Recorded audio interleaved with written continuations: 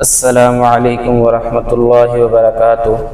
آج کی ویڈیو میں ہم بات کریں گے ماہ سفر کے 13 آزمائشوں اور ان سے بچنے کا نبوی طریقہ۔ ماہ سفر کے بارے میں غلط فہمیاں۔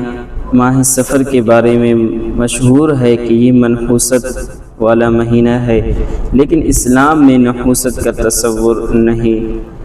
حضور نبی کریم صلی اللہ علیہ وسلم نے فرمایا، نہ کوئی مہینہ نحوست ہے نہ کوئی دن، سب اللہ کے حکم سے ہوتے ہیں۔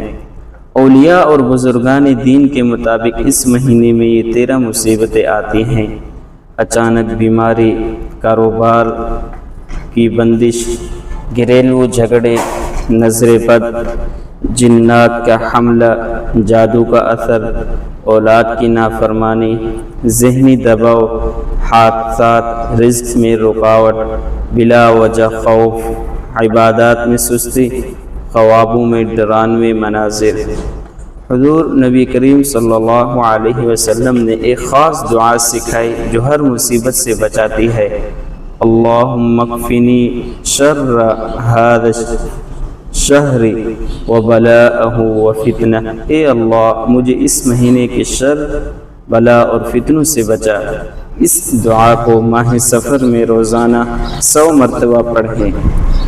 اور عمل کا طریقہ کار: نماز عشاء کے بعد 2 رکعت نفل حاجت پڑھیں۔ ہر رکعت میں سورۃ فاتحہ کے بعد 7 مرتبہ سورۃ اخلاص، اور پھر نماز کے بعد 313 مرتبہ لا حول ولا قوت الا باللہ پڑھیں۔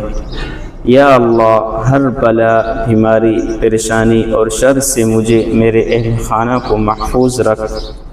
اگر ویڈیو پسند آئے تو ضرور لائک کریں، صدقہ جاریہ کی نیت سے آگے شیئر کریں۔ اللہ پاک ہم سب کو ماہ سفر کی ہر بلا اور مصیبت سے حفاظت میں رکھے۔ وما علینا الا البلاغ۔